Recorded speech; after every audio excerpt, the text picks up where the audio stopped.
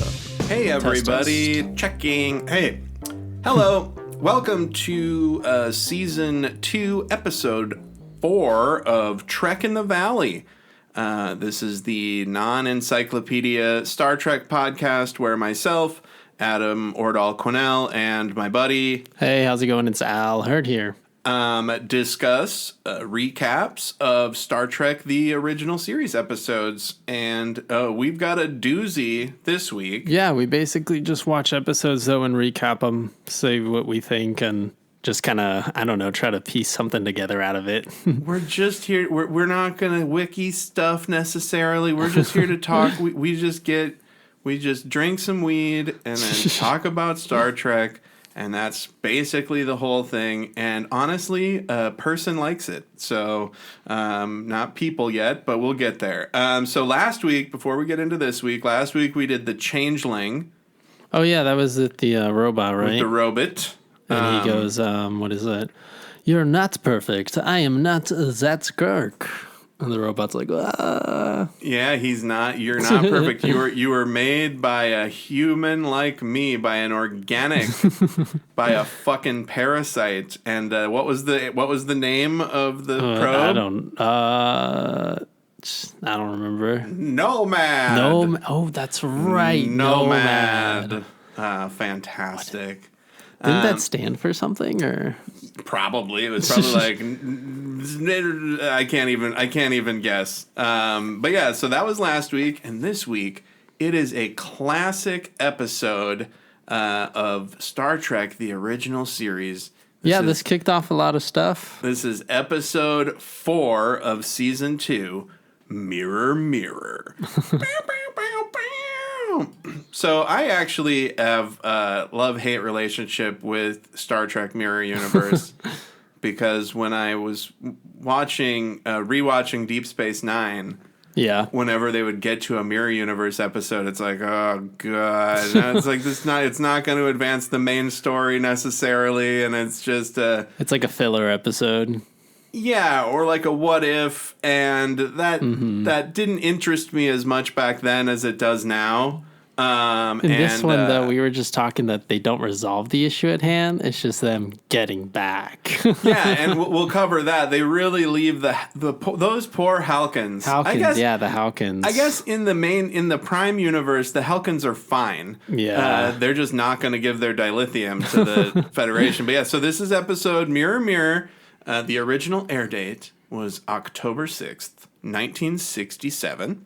Okay. And the synopsis from Paramount Plus is Kirk, Scott, McCoy, and Uhura enter a parallel universe. Dun, dun, dun. And that's it. And that's pretty straightforward. I mean, it's like just the focus of the episode is them getting out anyway, so. It's the ship that would launch 1,000 stories. The old multiverse. Here we go. And I think that they do a great job of it, and we're definitely going to talk about it. One thing about this episode, it was written by Jerome Bixby. That's who's on the title card at the beginning, and I just wanted to, I just wanted to take a look at what else he's written, and it's like a Fantastic Voyage, a Twilight Zone, a lot of Men into Space, The Lost Missile, It, The Terror from Beyond Space. So he's got the sci-fi chops, and I think that this was nominated for a Sci-Fi Hugo Award. Hugo Award. That's whatever that is. That's a big deal in sci-fi. Okay, it's like the Science Fiction Academy Awards kind of. Oh, nice. Hugo Awards are the big one that like sci-fi comic book artists. That's a big deal if you win that. That and an Eisner Award. Eisner Award is like the comic book one. Yeah. So yeah, and how does it open? Yeah, I was about to say. I was thinking that it popped. Play. I think it. I thought I put it on a different episode, or that it was in the middle of a different episode, because it just happens. It just begins in the middle of nowhere. This is what we in the theater business call the story beginning in medias res, or in the middle. So basically, Kirk is trying to convince this people named the Halkins to give up their crystals, to give up their dilithium. And so here's the thing, and this is very important because it makes sense, and it's important to this universe and it's important to the Mirror universe. The whole thing with these Halkans is they have a history of 100% peace. Yeah.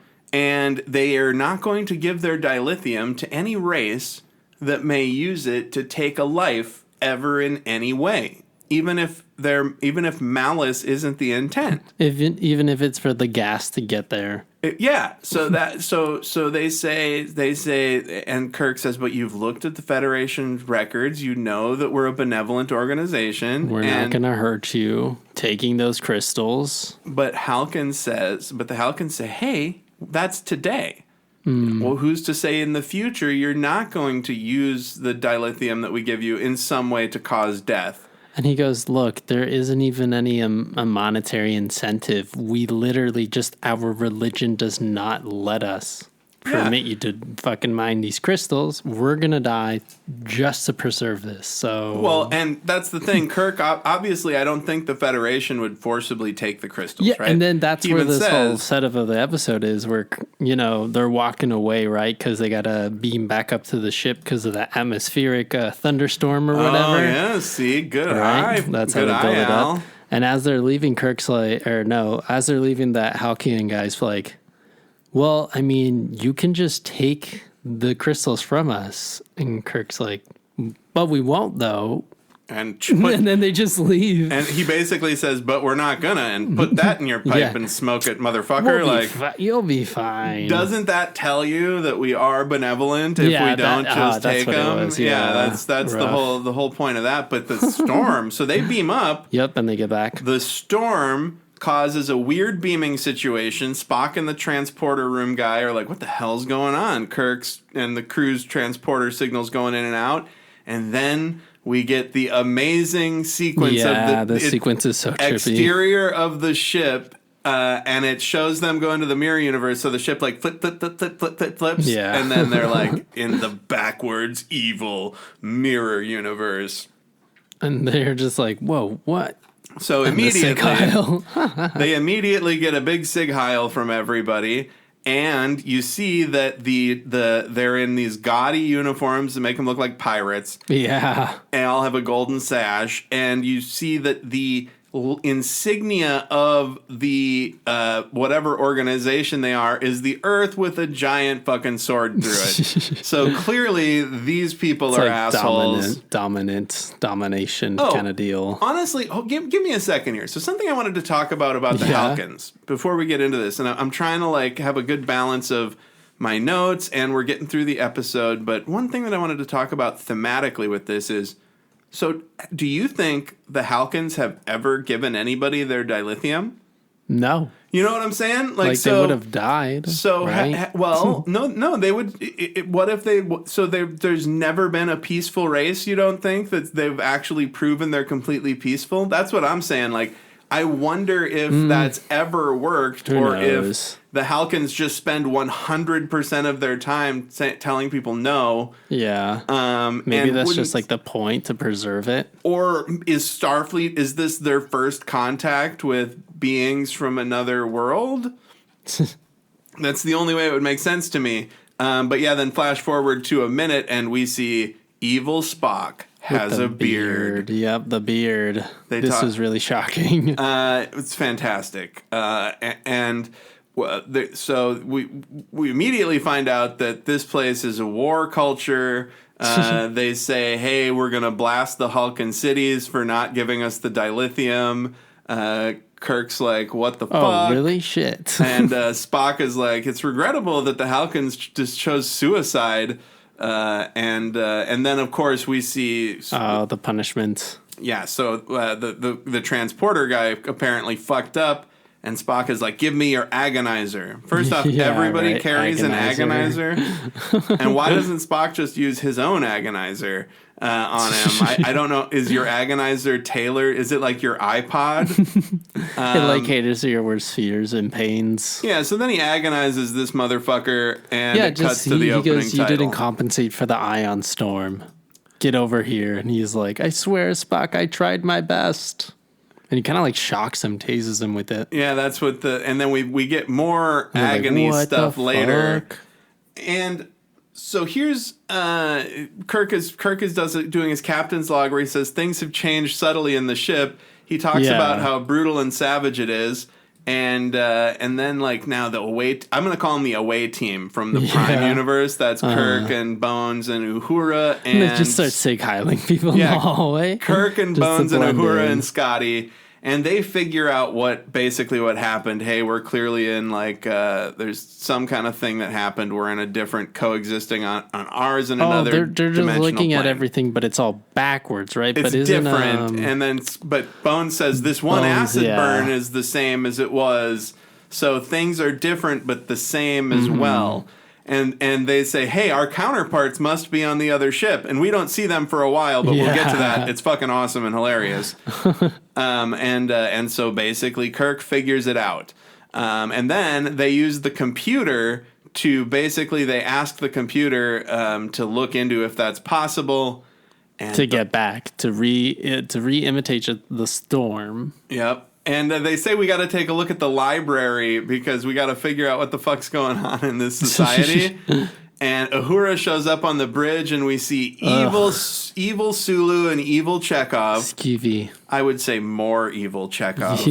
And he is up in Uhura's business. What a gross fucking interaction. Yeah. It's gross. He touches her a bunch. He's like, have you changed your mind? So obviously he's done this before. Yeah. He's got a disgusting scar on his face, and the HD remastering really makes the special effects stand out, so it looks gross. Kirk shows up on the bridge, and this is where he's got an order from their version of Starfleet that is saying, you gotta kill those fucking Halkins. We need those crystals.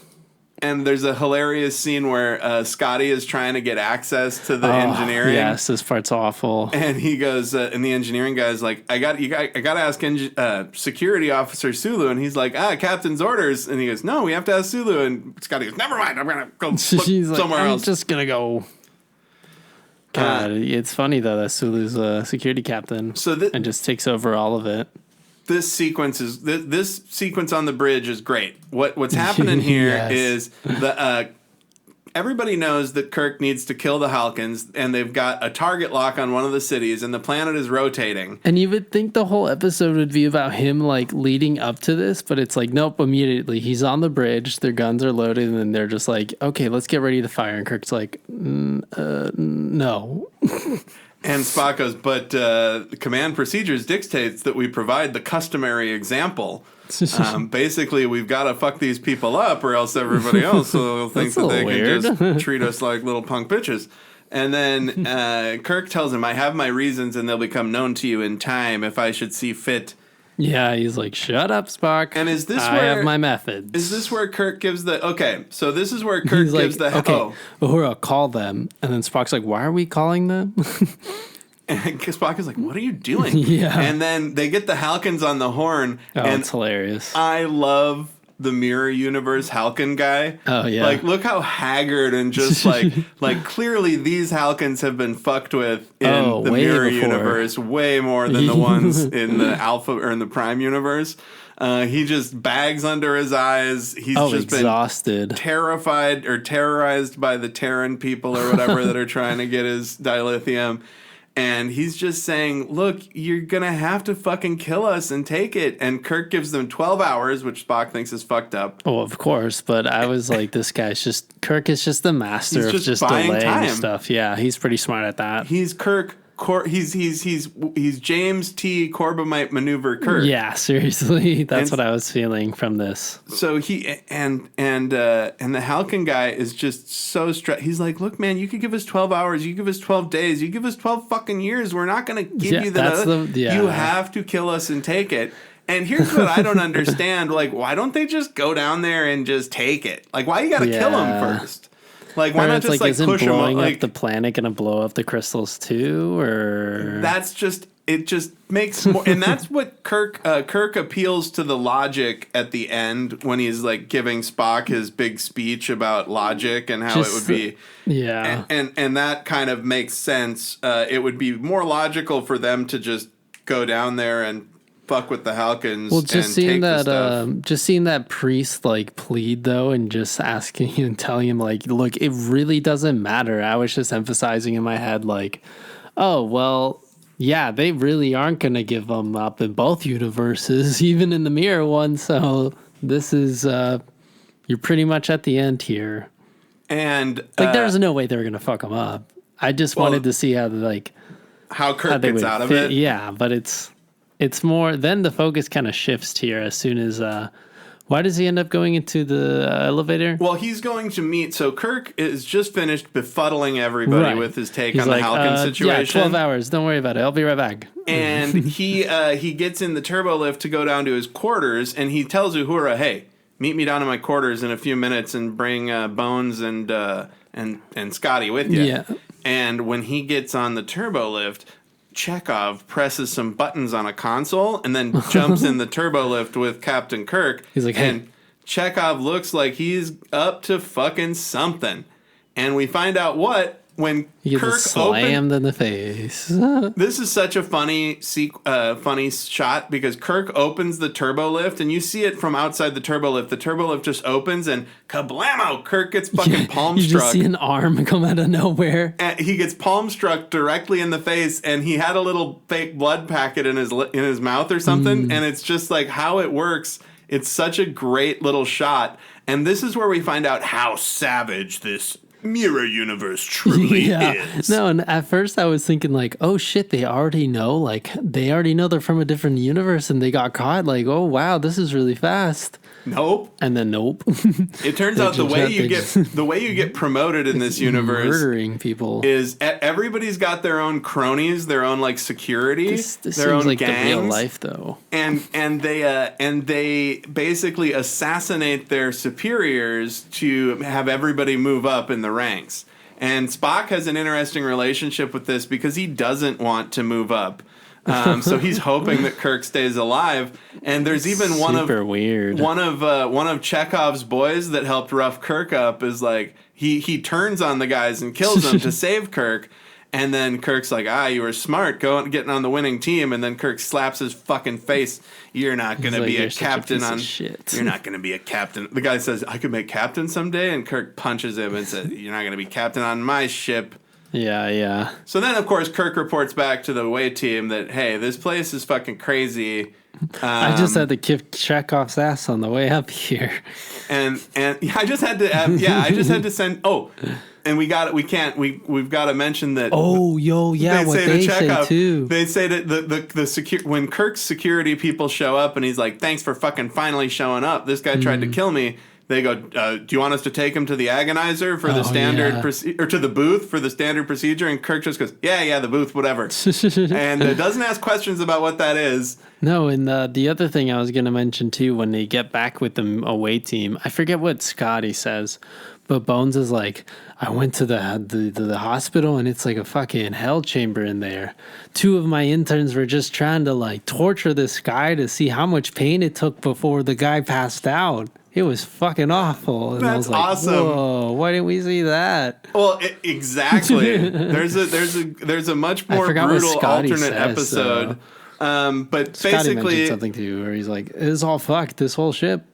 Yeah, he said the technology is similar enough, but so what they're doing now is they start a secret computer program to do some calculations for them. Funny. It's coded to Kirk's voice. And basically, it's a research project. Hyper-specific hypotenuse. It's sort of like JSTOR or like some other. It's like JSTOR or some other online like. It's what everybody says ChatGPT is, but it isn't. It's on steroids. Yeah, they just give it a problem and it's going to work on it with them, and they got to figure shit out. They find out that, it's possible. They got the calculations for how to get them back to the other universe. Yeah, he pretty much lays it out, though, where he's like, can we regenerate this storm using parts on the ship for power? And then she's like, yeah. And then he goes, download the plans here. Yeah, give us the instructions. The how-to, please. And then we find out Kirk is like, well, let's find out what this ship has been up to. And he lists his own command log. Oh, and yeah. you find out that he assassinated Christopher Oh, Pike. that's Pike, yeah. Yeah, a little Pike mention. And then he, second action, execution of 5,000 colonists on Vega 9. Cancel. So basically, Kirk finds out that he's an evil pirate. He's like, okay, yeah, we know we murder people. And so Kirk sends Scotty and Bones to do the engineering side of shit. And then at the end of the conversation, Kirk's like, wait, I totally realized, though, again, we're here. That must mean our counterparts are over there on the Enterprise. What the fuck is happening over there? And then immediately cuts to... It cuts to Kirk saying, in the Prime Universe, saying, you traitors, let me go, I'll murder you all. And Spock's just like, got in there. Yep, and Spock basically, the Mirror Universe people beamed over. Spock immediately outed them as evil pieces of shit and sent them to the brig. What I find funny is before that, Scotty or Bones tells Kirk, "I'm a doctor, not an engineer."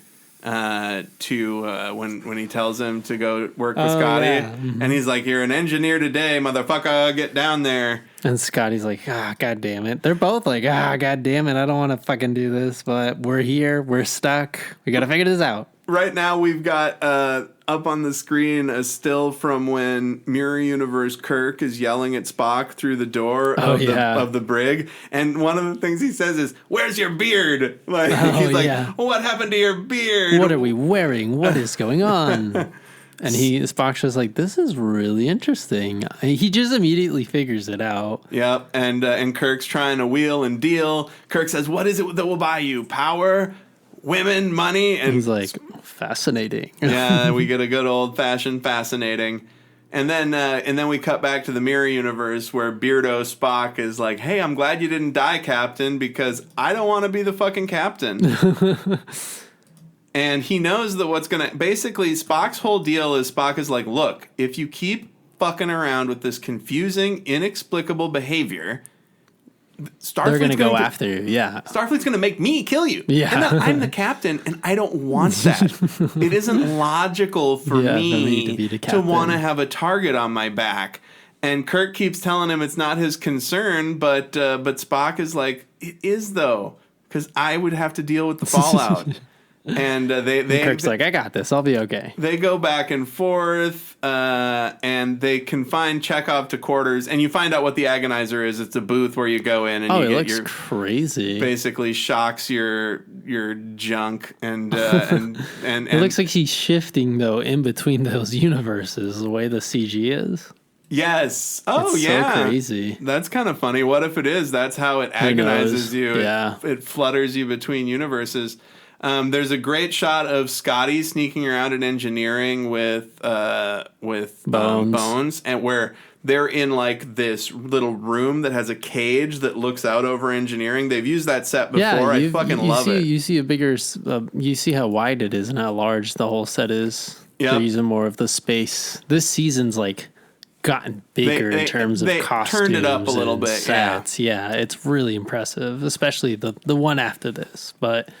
This is when, what's her name shows up? Lieutenant Marlena, yeah. And she's just laying in Kirk's bed. Apparently, in the Mirror Universe, if you're a captain, you just have a lieutenant lady that lives in your room. And it's definitely a sex thing. Yeah. And she's worried about his erratic behavior because her success is linked to his success. Well, yeah. Would she die? No, that'd be kind of extreme. She even says if things are going to go awry with Kirk, she's just going to go to the next captain. And that's later when she's like, "Are you even thinking about me? What happens to me if you act like a fucking weirdo?" And then Spock busts in over the intercom saying, "I just received a private message from Starfleet, and they're telling me that if you don't blow up the Halkans by sunrise on the planet, I'm going to kill you." And then my first act as captain of the Enterprise is to destroy the Halkans. I'll be the one to do it, yeah. Which makes me think, well, is that why Kirk killed Pike? Wouldn't it be funny if Pike was like saying, "I don't want to murder these people"? I would like to think that, yeah. Nah, Pike was probably just a piece of shit. So they've got He was a really good captain in the Prime world here. And this is where Marlena introduces us to how Kirk has become so successful over there. The Tantalus Field. Dun, dun, dun, dun. Is that what it's called? That's Yep. an interesting name. So it's and Tantalus, of course, from Greek mythology, is the guy who's in Hades, and he's got his head just above the water, and he's thirsty, and he can't drink, and he can't get the fruit, which I don't really I mean, it's tantalizing to use the technology, but you can just use it. Basically, the Tantalus Field is a screen behind a hidden wall in Kirk's quarters, and it's a screen and a green button.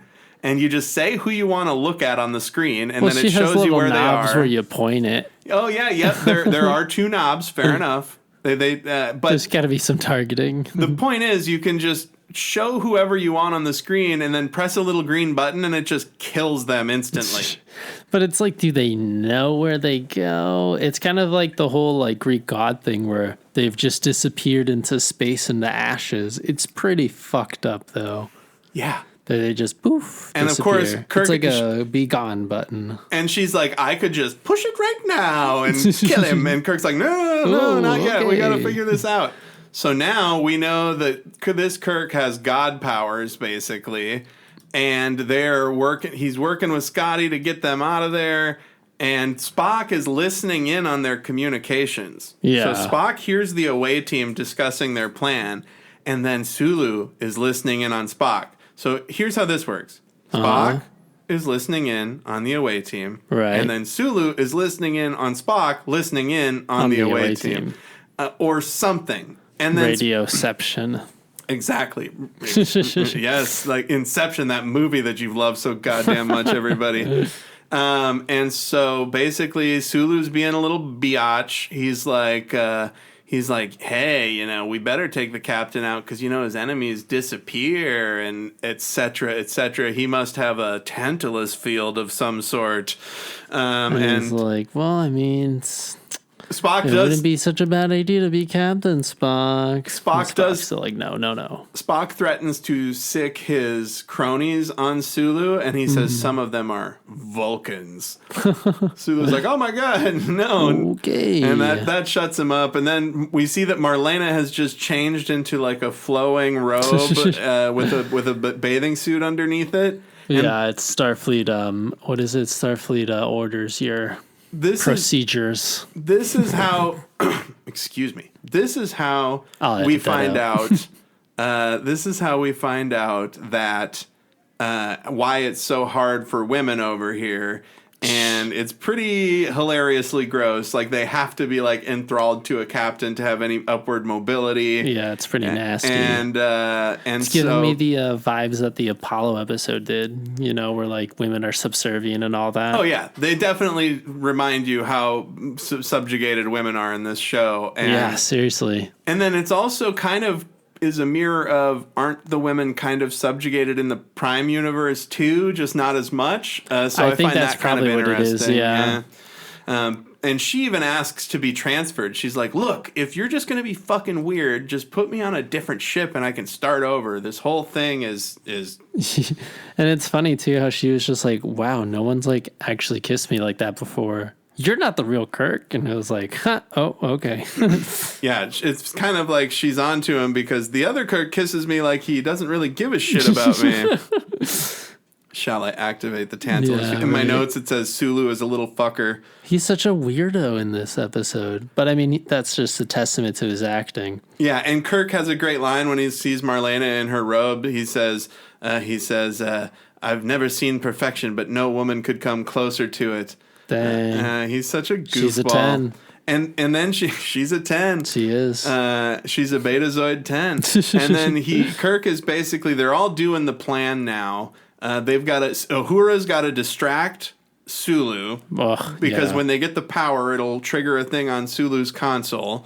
And we get to see one of my favorite shots in Star Trek when they're working in the tubes. Oh, and you see it down the tube, and it's like the one guy working at the top of the tube. Those are the tunnels, though, right? The Jeffries tubes, kind of. Jeffries, aren't they Jeffries tubes? Yeah, the Jeffries tubes. That's what they call them later. These might be different tubes, but that's the same type of shot. Yeah. And even in Strange New Worlds and Discovery, they replicate those same shots where it's like a person in the foreground at the top of a tube and then a person that's down at the bottom in the Looking background. up. Such a great perspective. Yeah. I love it. And then we get an awesome little exchange between Sulu and Uhura where she's like, you stopped coming on to me. Don't you understand it's a game and you gotta fucking want it even when I tell you not to fucking want it? And it's so gross how she's got to play into this. And then she's like, no, get the fuck away from me. Smacks him, dude. The backhand. That was pretty good. She swats him and then she pulls her knife and immediately just cheeses it out of there. And she's like, hey, keep an eye on him. And this is where Spock's got Kirk in the transporter room, dead to rights. And this is where he kind of explains what's going on. Yeah. He knows that things... He's like, look, you would have killed me by now if you really did want to. You're at least genuinely curious about what the fuck is going on. And then we get to sickbay, where where Kirk and the away team are going to explain to Spock what's going on, and instead of explaining stuff, they immediately start karate chopping each other. This scene's really good, though. The fight. Yeah, it is very good. It's exciting. It is. However, we still get the hilarious, incongruous overhead shot where you can tell that it's the stunt doubles in a way that you can't in the close-ups. But yes, it's fantastic. And Nichelle Nichols, something that I wanted to mention, she is in better shape than anybody in this show at all times. Any excuse they have to show her abs, they take it. And she's just fucking cut up, dude. Yeah, like, true. Love it. She looks better than pudgy Kirk or whatever. Like, it's great. Not better, but it just looks like, because they obviously care about fitness or whatever, and she's got it. And then how do they knock Spock out? Uhura just walks up to Kirk with like some weird skull, and then he just grabs it and is like, oh, okay. They knock Spock out by hitting his skull. It's a very slapstick episode. With a skull. Yeah. And it's then, a face palm thing, and those two shots are really funny. And then there's a ticking clock, because they have 15 minutes to get to the transporter, or else they're not going to be able to get home. And Bones... This part was so frustrating. I like it. Oh, it's great, but it's just effective. Like, God, Bones. It's effective. Bones is like, I have to treat Spock or he's going to die. And they're like, we got to fucking get home. And he'll get better. And then Sulu shows up with some cronies and he's like, Spock has orders to kill you. And he's going to. And then I'm going to kill him. And then I'll be the captain. Ooh. And here we go. And they're just about to do battle. Spock's already knocked out. They're just about to do battle. And then Marlena hits the button. And then we see how the Tantalus field works. It just blinks them out of existence. It's fucked. That's why I was just like, doop. It's just like a button. It'd be funny if it showed them just floating outside the ship at the end. We're like, I don't know where they go. Kirk dispatches Sulu. She doesn't kill Sulu. She wants Sulu to be alive to get punished, I guess, in the agonizing booth. Oh, the agonizer. The agony booth. And then Bones stays to work on Spock, who wakes up, questions Bones, and then he mind melds with Bones. Yeah, I was like, yo, I wonder what his fucking thoughts are like in this mirror universe. So, that's pretty cursed. So I take back what I said earlier when they were in the transporter room the first time. Spock doesn't know they're from another universe yet. No. But he knows something's off. Of course, yeah. And then he finds out by doing the mind meld. And then he knows exactly what's going on. They get to the transporter room, and Marlena's there like, take me with you. But what did Bones see? Does Bones even see anything, or no? His mind gets invaded? Well, they don't get into that. Right. Because it is my mind to your mind. Exactly. So it isn't just that Spock sees Bones' mind. Bones saw Spock's fucking Mirror-verse mind. Bones gets fucking melded a lot, though, doesn't he? I mean, he gets melded in... That is a theme in the movies, too. Star Trek movies. Yeah, they put Spock's Katra in his brain. Ugh, weird. And so basically they're saying, look, Marlena, this is only calibrated for 4 people. The doctor's coming. She's like, I see 3. Uhura, something else I forgot to mention... Uhura, kicks ass. Uhura kicks ass in the fight earlier. She does a chop and she throws Spock once. Oh yeah, right. And then she also knocks the gun out of Marlena's hand. She's like, boom, problem solved. And then Spock shows up with Bones, and that's where we get the... Spock's obviously going to help them get back to where they were going. He's like, look, He saved my life. Great speech. So there's a great back and forth. They've got like a minute and a half to transport back or they're not going to make it. And Kirk sees this as his opportunity to try to make a difference in this fucked up savage world. So Kirk is saying, listen, Spock, the Halkans, right? Using this as an example, it's not logical to kill them. You know, it would make it so it's and if change is logical, because obviously society is not going to progress like this.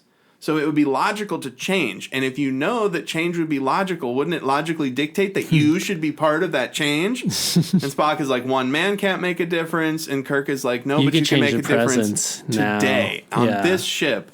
Find a way, Kirk says, find a way to justify not killing the Hulkans and push it. Make it fucking stick. Yeah. And it's funny because Kirk probably beams away and Spock is like, yeah, destroy the Hulkans immediately. Like, no, I'm not going to go against. I'm not going to go against. And even worse, too, he's just like, oh, also, I have a pretty deadly weapon in my cabin, so you could use that and it'll make you invincible. All right, bye. Yeah, right before he leaves, Kirk says, hey, if you want to make a difference, use the Tantalus, and so I feel like there's there's an interesting story about Marlena and Spock teaming up to use the Tantalus field to like destroy every Nazi in the Federation in the Terran Revolution or whatever, and like. And then create a new logical society out of the ashes. But I like what you said a little more, though, that like as soon as they left, they're like, well, I mean, that's out of the way. Time to blow up the Halkans. I'm not going to fucking die. We got to get that dilithium, and I'm not getting any younger. Logic is as logic does. And then they beam back. Spock does tell Kirk that he shall consider not being a shithead. Yeah, I know. I was like, after all that. And it's funny, too, that they get mad at Bones for, like, trying to save the evil Spock. But then they're all on a transporter, and they have a minute left, and Kirk's like, wait. Let me talk to him for a sec. Yeah, they push it pretty close. And Spock's like, well, I mean, I was sending them back right as you came, so that totally makes sense. Mirror universe shit. Well, that's what's interesting is how did Spock know exactly when? Who knows, it's just interesting how it timed out that. That doesn't matter. I was surprised they didn't show their mirror selves in the Prime. Excuse me, they shouldn't show the 4 people in the Prime universe. More, yeah. Well, but it's already implied that it's like, they're in the brick. Where are they going to go? Part of that plays into the plot point that they're wrapping up now, actually, on screen here, is Kirk is asking Spock, how did you identify our mirror universe counterparts so quickly? Yeah, you said it before we recorded. It was pretty simple. And Spock says, well, it's easier for you as civilized beings to pretend to be barbarians than it is for barbarians to pretend to be civilized beings. But even then, it was like... They did a couple sig heils and they were calm and they knew what was going on. I think the other people, they were just like, what the fuck, you didn't where's your beard? I'm going to kill you. Right? That's like, you didn't fucking, where's Chekhov? I'll murder him. And then Kirk says, hey, if I read my Spocks correctly, maybe we made a few changes over there. And then he's like, I give him some character. You know, I made that square a little rounder. And then Spock made that square a little rounder. I softened the edges on there, evil Spock. And there's a great Kirk says to Spock. Kirk says to Spock, or Spock says to Kirk and Bones, well, I had a long time to study your counterparts over here, and I must say, they were murderous fucking shitheads, and they were perfect examples of Homo sapiens. Yeah. And Kirk says, Bones, I think we just got insulted. And Bones says, I know we did, or something. No, he's like, sure we did, yep. In every way, splendid examples of Homo sapiens, the very flower of humanity. Yeah, the very flower of humanity, yeah. I found them quite refreshing. Basically because without pretense they were evil. I'm not sure, but I think we should have been insulted. And Bones says, yeah, I'm sure. I'm sure we've been insulted. And then Lieutenant Marlena comes on the bridge. And then the music like da-na-na. And Kirk has a weird moment where he's like, and she walks away and Spock goes, do you recognize her? And he goes, I don't know. I just think maybe we could be friends. Ugh. And then as the credits music is playing, Kirk gets up and goes over to talk to her. It might be possible for even us to be friends. And then he goes over to talk to her. But very good. Yeah, that's just how it ends, though. I mean, okay, let's see. Let's break this down. Why did it get the Hugo Award? Or get nominated? I think that because it's dealing with the mirror universe stuff, and at this point, it would have blown people's minds. Yeah, and it's like what you said with The Purge, though, where you're like, wow, they just like basically just subsequently invented this whole subgenre of The Purge, and society's like, you know, cleansing themselves. But then they touch on it for like 2 seconds. Well, plus it's got all of the classic tropes of like good science fiction. It's got analysis of politics, of like good and evil.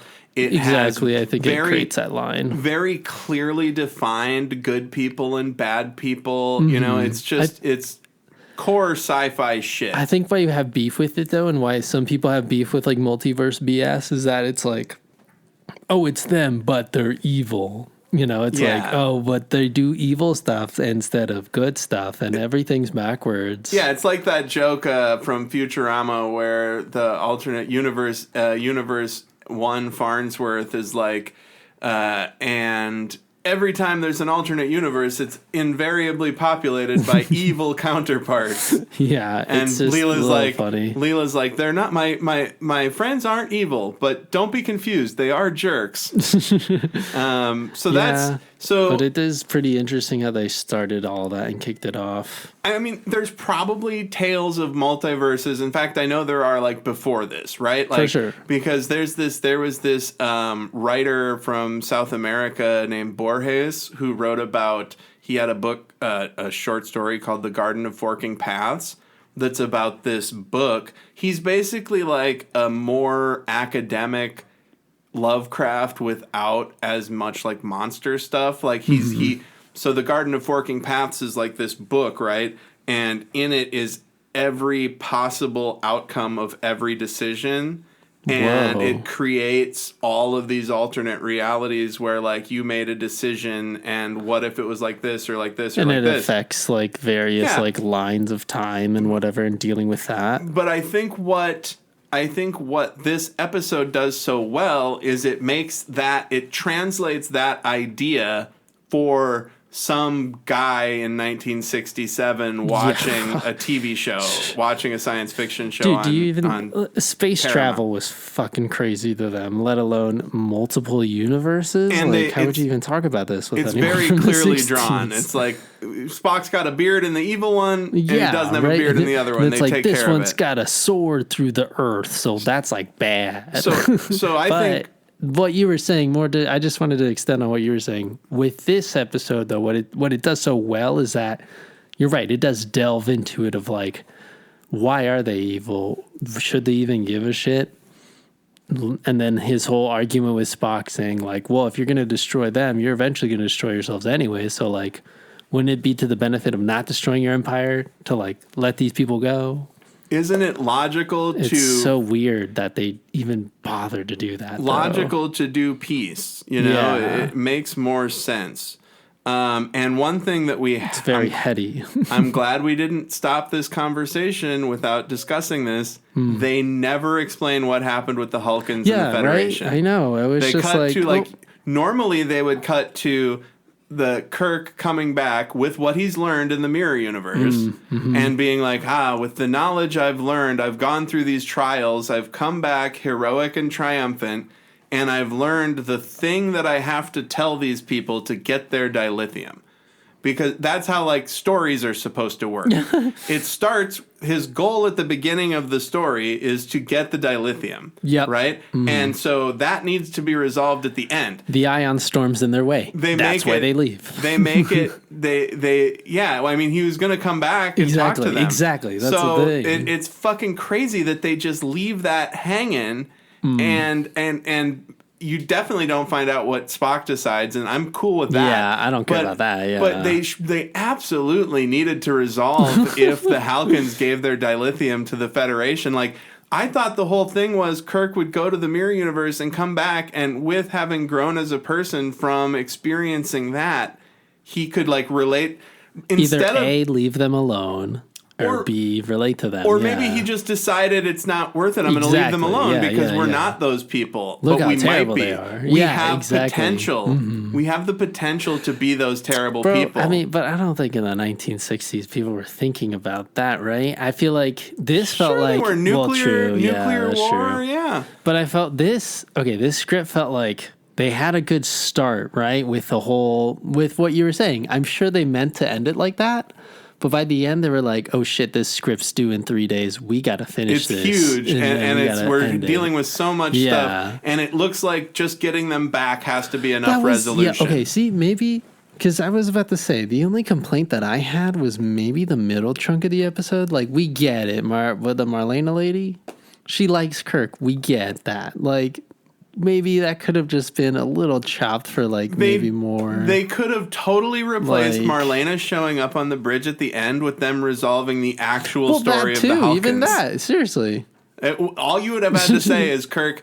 It would have been Kirk talking to the Halkin guy on the screen, and Kirk saying, "I've talked to the Federation. We're going to respectfully leave your culture. We understand."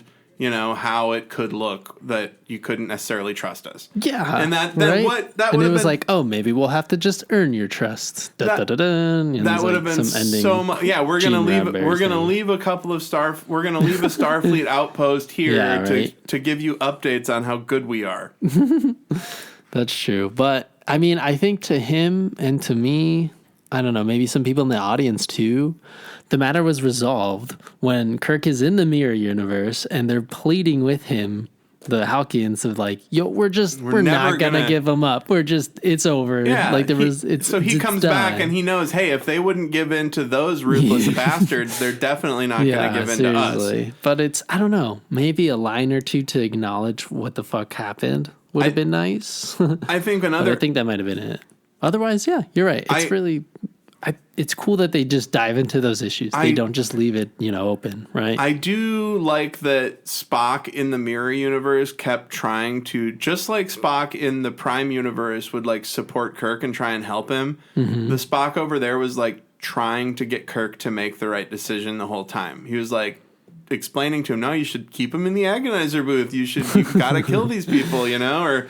it really shows how their relationship kind of transcends mirror universe-ness. True, but it's kind of though in more of the evil sense, he's looking out for his own hide too. And what I meant before with them delving into the issues is that a simpler version of this would have been oh no, they're all evil, we have to get out, and it's just them trying to get out. But, I mean, this one was more interwoven, like you were saying, with Spock just being hey, maybe you should be more of a dick, just in case. I don't want them to kill you or anything, And one thing that I totally thought they figured them out immediately because of the whole scene with Chekhov, but Chekhov was just I'm just trying to take over. Yeah, that's how they... Oh, yeah, because you thought Chekhov made him, but no, he's just an asshole. Whoa, they're smart too. Nope, just a piece of shit. Never mind. Yep. I'm just kind of going through my notes, seeing if there's anything that I didn't want to miss. One thing that I thought was an interesting choice on Kirk's part is he kind of just leaves Marlena there with the brain meltalizer. The Tantalus, the Tantalus field. He just leaves her in his quarters with the Tantalus field, to do whatever. Mm-hmm. He acts all weird, and then he just bounces. He really trusts her to not kill everybody. Kirk's got that swag. I mean, I was she's so enamored that she wants to go to a parallel universe. Exactly. What the fuck? Well, he's Kirk's got game. Imagine a Kirk that wants to kiss me and doesn't just kiss me and then throw me around. But when right. So imagine this. So in the Prime universe now, Al, in the Prime universe, that Tantalus field probably exists somewhere. That's the most dangerous technology ever. Starfleet should have an entire department of people who their whole job is finding the Tantalus field and making sure it doesn't fall into the wrong hands. Spacey too, though, where they can they weren't thinking about that back then, but maybe they could use that weapon to come back into the show in the Prime universe when they find it, just like you were saying. Yeah, I think there's a good Strange New Worlds, or there's a good Discovery or something where they find the Tantalus field. Yeah, and they do a version of it that makes sense and isn't totally OP. So good episode, I think. Yeah, well, let's see. What was the last one before the Changeling? Changeling is the one before this. This definitely has more to do on the bridge. I think that's why we like it a little more. This is definitely like a 4 out of 5, though. I think yeah, just chopped up a bit of the middle. So yeah, let's get to the ratings. So ratings, you're saying it's 4 comm badges out of 5. Yes. Yeah, I would say it's 4 to 4.5 comm badges out of 5 because of what it sets up. Like I said, it's just funny. As irritated as I get by like Mirror Universe stuff, it's always fucking fun and cool. I think the ones that really get me, the Mirror Universe episodes I like the least were the ones from Enterprise. So maybe that's where my like the bad reference. Taste in my mouth, because the DS9 ones I should rewatch. I feel like they're probably very good. There's a Mirror Universe one I think in Voyager too. Yeah. That's pretty interesting. They just do such a good job with the actors playing their counterparts, and it really gives the actors a lot to do. This is like The Enemy Within too, though, because doesn't what's his face Kirk get turn evil or whatever? Yeah, it does smack of when Kirk has an evil transporter problem. And I guess I haven't looked into it. I wonder if that's this Kirk. Is that version of Kirk that's like, you know? Who knows? Oh no, maybe. But right in that case though, real Kirk was in there. Yeah, no, real Kirk. It was just in there. angry Kirk. It was just angry Kirk. Yeah. Okay. But I think this is definitely a step up, and I feel like at this point we're gonna get into the nitty gritty of the second season because they have their momentum going. You know, this isn't like these awkward openings, I guess. Those first couple of episodes, I don't know, they felt interesting, but something was missing, you know? Yeah, this one feels full. Yeah. Other than the Howkin thing. But. So full that they can't resolve it all. Yeah, exactly. Yeah, so I liked it. All right, well, that's the discussion of the episode. We liked it. We both, I think, settled on a 4.